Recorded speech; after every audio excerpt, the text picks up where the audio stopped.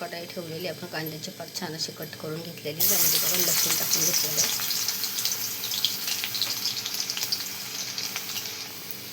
आणि बघा इथे थोडेसे जिरे पण टाकून घेतलेत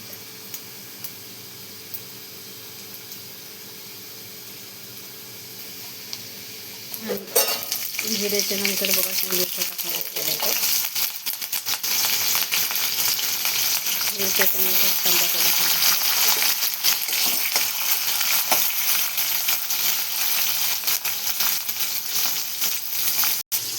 आणि बघा मस्त अशी कांद्याची पात कट करून घेतलेली बघा बारीक.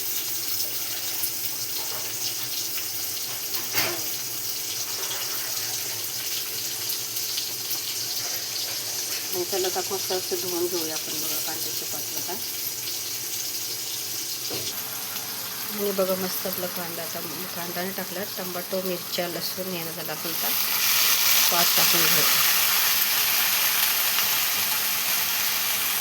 आणि बघा थोडीशी मुगाची डाळ टाकून घेतली इथे आणि थोडंसं मीठ आणि मस्त असं मिक्स करून घेऊया आपण सगळं आणि झाकण ठेवूया 10 मिनिटासाठी.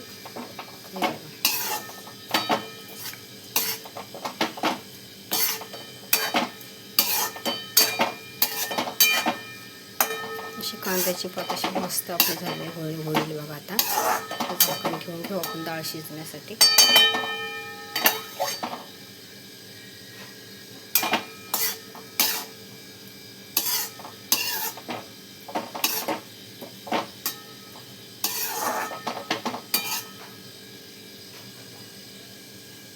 बघा त्याला आपण झाकण ठेवून घेऊया.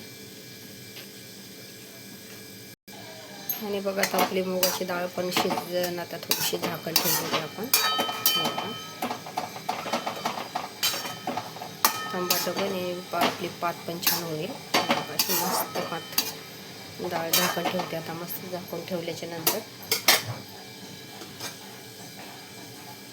आणि हे बघा आपली भाजी आता डाळ थोडी शिजत आलेली आपली, अजून थोडीशी डाळ बाकी आपली शिजण्याची. बघा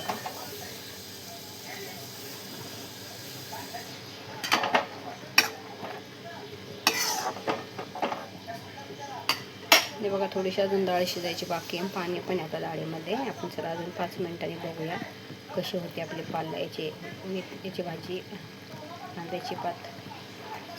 तर मी अजून पुन्हा झाकण ठेवून बघा. बघा किती मस्त आपली भाजी झालेली आहे.